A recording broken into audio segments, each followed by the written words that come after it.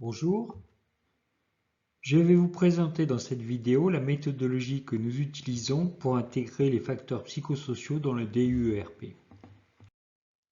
La première partie, c'est l'analyse de la demande qui commence par la connaissance de votre organisation et de vos activités. Nous allons recueillir les informations suivantes. L'effectif et sa répartition, les unités et les lieux de travail, la nature des relations existantes entre les collaborateurs, prendre connaissance des événements qui ont pu se produire au cours des dernières années. Des dispositifs existants ayant potentiellement un impact sur la qualité de vie au travail.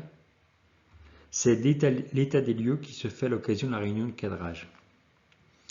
En fonction de ces éléments, nous allons vous proposer des choix d'organisation.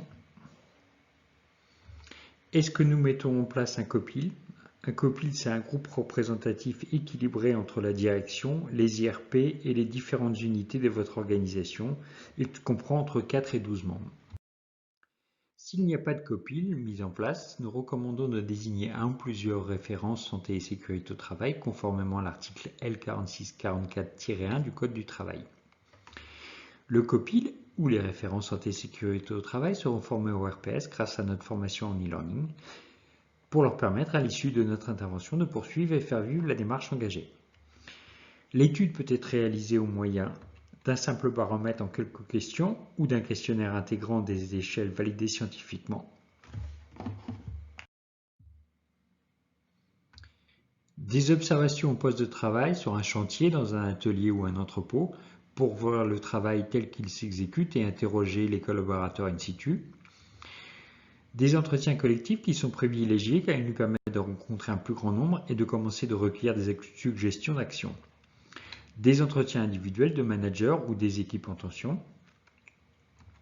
Les informations recueillies nous permettent de faire des préconisations qui vont nous servir à construire le plan d'action.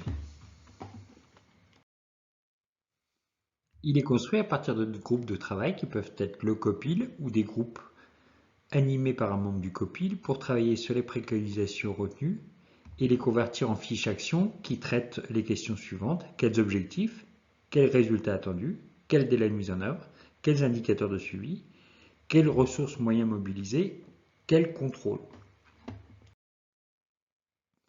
Ce sont les fiches actions renseignées qui nous permettent de réaliser votre plan d'action et la communication sur celui-ci. Avec les résultats de l'étude et le plan d'action, nous mettons à jour ensemble votre DUERP. Je vous invite à prendre connaissance de notre vidéo qui vous donnera 4 exemples d'intégration pour vous permettre d'apprécier l'intervention à réaliser dans votre organisation. Je suis à votre disposition pour vous donner de plus amples renseignements et voici les coordonnées pour me contacter.